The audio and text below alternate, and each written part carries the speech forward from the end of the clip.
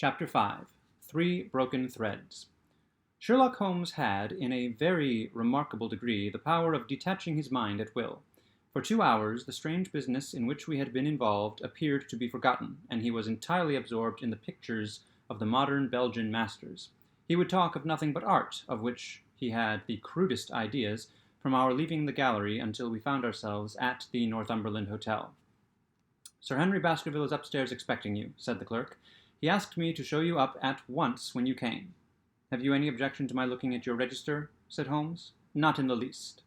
The book showed that 2 names had been added after that of Baskerville. One was Theophilus Johnson and family, of Newcastle; the other Mrs. Oldmore and maid, of High Lodge, Alton. "Surely that must be the same Johnson whom I used to know," said Holmes to the porter. "A lawyer, is he not, grey-headed, and walks with a limp?" "No, sir, this is Mr. Johnson, the coal owner, a very active gentleman, not older than yourself." "Surely you are mistaken about his trade." "No, sir, he has used this hotel for many years, and he is very well known to us." "Ah, that settles it. Mrs. Oldmore, too. I seem to remember the name. Excuse my curiosity, but often in calling upon one friend one finds another." "She is an invalid lady, sir. Her husband was once mayor of Gloucester. She always comes to us when she is in town." "Thank you. I am afraid I cannot claim her acquaintance." "We have established a most important fact by these questions, Watson," he continued in a low voice as we went upstairs together. "We know now that the people who are so interested in our friend have not settled down in his own hotel. That means that while they are, as we have seen, very anxious to watch him, they are equally anxious that he should not see them. Now this is a most suggestive fact." "What does it suggest?"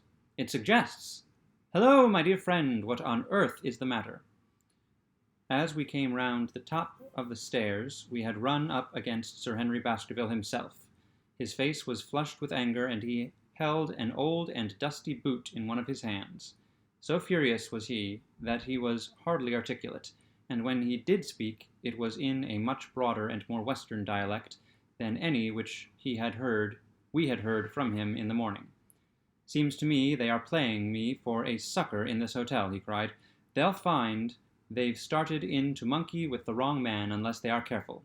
By thunder, if that chap can't find my missing boot, there will be trouble. I can take a joke with the best, Mr. Holmes, but they've got a bit over the mark this time." "Still looking for your boot?" "Yes, sir, and mean to find it." "But surely you said that it was a new brown boot?" "So it was, sir. And now it's an old black one." "What? You don't mean to say—" "That's just what I mean to say. I only had 3 pairs in the world, the new brown, the old black, and the patent leathers, which I am wearing. Last night they took one of my brown ones, and today they have sneaked one of the black. Well, have you got it? Speak out, man, and don't stand staring." An agitated German waiter had appeared upon the scene. "No, sir. I have made inquiry all over the hotel, but I can hear no word of it." "Well, either that boot comes back before sundown, or I'll see the manager and tell him that I go right straight out of this hotel." "It shall be found, sir. I promise you that if you will have a little patience, it will be found. Mind it is, for it's the last thing of mine that I'll lose in this den of thieves." "Well, well, Mr. Holmes, you'll excuse my troubling you about such a trifle." "I think it's well worth troubling about." "Why, you look very serious over it." "How do you explain it?" "I just don't attempt to explain it. It seems the very maddest, queerest thing that ever happened to me." "The queerest, perhaps," said Holmes thoughtfully. "What do you make of it yourself?" "Well, I don't profess to understand it yet. This case of yours is very complex, Sir Henry. When taken in conjunction with your uncle's death, I am not sure that of all the 500 cases of capital importance which I have handled, there is one which cuts so deep. But we hold several threads in our hands, and the odds are that one or other of them guides us to the truth. We may waste time in following the wrong one, but sooner or later we must come upon the right." We had a pleasant luncheon in which little was said of the business which had brought us together. It was in the private sitting-room to which we afterwards repaired that Holmes asked Baskerville what were his intentions. To go to Baskerville Hall. And then? At the end of the week. And when? To go to Baskerville Hall. And when? At the end of the week. On the whole, said Holmes, I think that your decision is a wise one. I have ample evidence that you are being dogged in London, and amid the millions of this great city it is difficult to discover who those people are or what their object can be. If their intentions are evil, they might do you a mischief, and we should be powerless to prevent it. You did not know, Dr. Mortimer, that you were followed this morning from my house? Dr. Mortimer stared violently. Followed? By whom? That, unfortunately, is what I cannot tell you. Have you among your neighbors or acquaintances on Dartmoor any man with a black full beard? No. Or, let me see. Why, yes. Barrymore, Sir Charles's butler, is a man with a full black beard. Ha! Where is Barrymore? He is in charge of the hall. We had best ascertain if he is really there, or if by any possibility he might be in London. How can you do that? Give me a telegraph form. Is all ready for Sir Henry? That will do. Address to Mr. Barrymore, Baskerville Hall. What is the nearest telegraph office? Grimpen. Very good. We will send a second wire to the postmaster Grimpen. Telegram to Mr. Barrymore to be delivered into his own hand. If absent, please return wire to Sir Henry Baskerville, Northumberland Hotel. That should let us know before evening whether Barrymore is at his post in Devonshire or not. That's so, said Baskerville. By the way, Dr. Mortimer, who is this Barrymore, anyhow? He is the son of the old caretaker, who is dead. They have looked after the hall for 4 generations now. So far as I know, he and his wife are as respectable a couple as any in the country. At the same time, said Baskerville, it's clear enough that so long as there are none of the family at the hall, these people have a mighty fine home and nothing to do. That is true. Did Barrymore profit at all by Sir Charles's will? Asked Holmes. He and his wife had £500 each. Ha! Did they know that they would receive this? Yes. Sir Charles was very fond of talking about the provisions of his will. That is very interesting. I hope, said Dr. Mortimer, that you do not look with suspicious eyes upon everyone who received a legacy from Sir Charles, for I also had £1,000 left to me. Indeed. And anyone else? There are many insignificant sums to individuals at a large number of public charities. The residue all went to Sir Henry. And how much was the residue? £740,000. Holmes raised his eyebrows in surprise. I had no idea that so gigantic a sum was involved, said he. Sir Charles had the reputation of being rich, but we did not know how very rich he was until we came to examine his securities. The total value of the estate was close on to a million. Dear me, it is a stake for which a man might well play a desperate game. And one more question, Dr. Mortimer. Supposing that anything happened to our young friend here, you will forgive the unpleasant hypothesis, who would inherit the estate? Since Roger Baskerville, Sir Charles's younger brother, died unmarried, the estate would descend to the Desmonds, who are distant cousins. James Desmond is an elderly clergyman in Westmoreland. Thank you. These details are all of great interest. Have you met Mr. James Desmond? Yes. He once came down to visit Sir Charles. He is a man of venerable appearance and of saintly life. I remember that he refused to accept any settlement from Sir Charles, though he pressed it upon him. And this man of simple tastes would be the heir to Sir Charles's thousands? Yes. Well, and this man of simple tastes would be the heir to Sir Charles's thousands.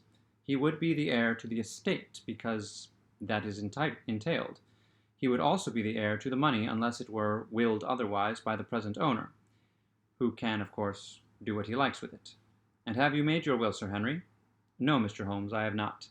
I've had no time, for it was only yesterday that I learned how matters stood. But in any case, I feel that the money should go with the title and estate. That was my poor uncle's idea. How is the owner going to restore the glories of the Baskervilles if he has not money enough to keep up the property? House, land, and dollars must go together. Quite so. Well, Sir Henry, I am of one mind with you as to the advisability of your going down to Devonshire without delay. There is only one provision which I must make. You certainly must not go alone. Dr. Mortimer returns with me. But Dr. Mortimer has his practice to attend to, and his house is miles away from yours. With all the good will in the world, he may be unable to help you. No, Sir Henry, you must take with you someone, a trusty man, who will be always by your side. Is it possible that you could come yourself, Mr. Holmes?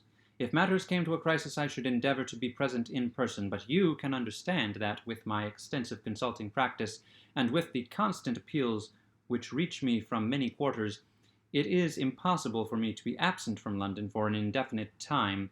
At the present instant, one of the most revered names in England is being besmirched by a blackmailer, and only I can stop a disastrous scandal. You will see how impossible it is for me to go to Dartmoor. Whom would you recommend, then? Holmes laid his hand upon my arm. If my friend would undertake it, there is no man who is better worth having at your side when you are in a tight place. No one can say so more confidently than I. The proposition took me completely by surprise, but before I had time to answer, Baskerville seized me by the hand and wrung it heartily. "Well, now, that is real kind of you, Dr. Watson," said he. "You see how it is with me, and you know just as much about the matter as I do. If you will come down to Baskerville Hall and see me through, I'll never forget it." The promise of adventure had always a fascination for me, and I was complimented by the words of Holmes and by the eagerness with which the baronet hailed me as a companion. "I will come with pleasure," said I. "I do not know how I could employ my time better." "And you will report very carefully to me," said Holmes. "When a crisis comes, as it will do, I will direct how you shall act. I suppose that by Saturday all might be ready? Would that suit Dr. Watson?" "Perfectly." "Then on Saturday, unless you hear to the contrary, we shall meet at the 10:30 train from Paddington." We had risen to depart when Baskerville gave a cry of triumph, and diving into one of the corners of the room, he drew a brown boot from under a cabinet. "My missing boot!" he cried. "May all our difficulties vanish as easily," said Sherlock Holmes. "But it is a very singular thing," Dr. Mortimer remarked. "I searched this room carefully before lunch." "And so did I," said Baskerville, "every inch of it. There was certainly no boot in it then. In that case, the waiter must have placed it there while we were lunching." The German was sent for, but professed to know nothing of the matter, nor could any inquiry clear it up. Another item had been added to that constant and apparently purposeless series of small mysteries which had succeeded each other so rapidly. Setting aside the whole grim story of Sir Charles's death, we had a line of inexplicable incidents, all within the limits of 2 days, which included the receipt of the printed letter of the black-bearded spy in the hansom, the loss of the new brown boot, the loss of the old black boot, and now the return of the new brown boot. Holmes sat in silence in the cab as we drove back to Baker Street, and I knew from his drawn brows and keen face that his mind, like my own, was busy in endeavoring to frame some scheme into which all these strange and apparently disconnected episodes could be fitted. All afternoon and late into the evening he sat lost in tobacco and thought. Just before dinner 2 telegrams were handed in. The first ran, "Have just heard that Barrymore is at the Hall, Baskerville." The second, "Visited 23 hotels as directed, but sorry to report unable to trace cut sheet of Times, Cartwright." There go 2 of my threads, Watson. There is nothing more stimulating than a case where everything goes against you. We must cast round for another scent. We have still the cabman who drove the spy. Exactly. I have wired to get his name and address from the official registry. I should not be surprised if this were an answer to my question. The ring at the bell proved to be something even more satisfactory than an answer, however, for the door opened and a rough-looking fellow entered, who was evidently the man himself. "I got a message from the head office that a gent at this address had been inquiring for number 2704, said he. "I've driven my cab this 7 years and never a word of complaint. I came here straight from the yard to ask you, to your face, what you had against me." "I have nothing in the world against you, my good man," said Holmes. "On the contrary, I have half a sovereign for you if you will give me a clear answer to my questions." "Well, I've had a good day and no mistake," said the cabman with a grin. "What was it you wanted to ask, sir?" "First of all, your name and address, in case I want you again." John Clayton, 3 Turpey Street, the Borough. My cab is out of Shipley's Yard, near Waterloo Station. Sherlock Holmes made a note of it. Now, Clayton, tell me all about the fare who came and watched this house at 10 o'clock this morning, and afterwards followed the 2 gentlemen down Regent Street. The man looked surprised and a little embarrassed. Why, there's no good my telling you things, for you seem to know as much as I do already, said he. The truth is that the gentleman told me that he was a detective, and that I was to say nothing about him to anyone. My good fellow, this is a very serious business, and you may find yourself in a pretty bad position if you try to hide anything from me. You say that your fare told you that he was a detective? Yes, he did. When did he say this? When he left me. Did he say anything more? He mentioned his name. Holmes cast a swift glance of triumph at me. Oh, he mentioned his name, did he? That was imprudent. What was the name that he mentioned? His name, said the cabman, was Mr. Sherlock Holmes. Never have I seen my friend more completely taken aback than by the cabman's reply. For an instant he sat in silent amazement. Then he burst into a hearty laugh. "A touch, Watson, an undeniable touch," said he. "I feel a foil as quick and supple as my own." He got home upon me very prettily that time. So his name was Sherlock Holmes, was it? Yes, sir, that was the gentleman's name. Excellent. Tell me where you picked him up, and all that occurred. He hailed me at 9:30 in Trafalgar Square.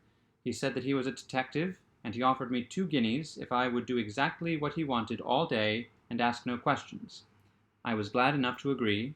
First we drove down to the Northumberland Hotel and waited there until 2 gentlemen came out and took a cab from the rank.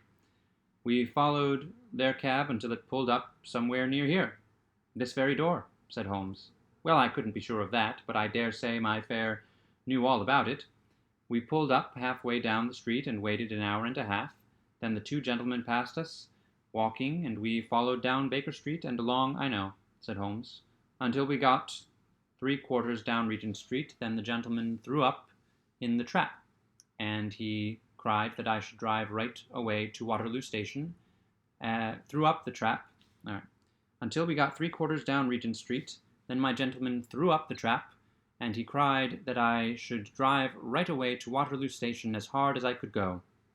I whipped up the mare, and we were there under the 10 minutes.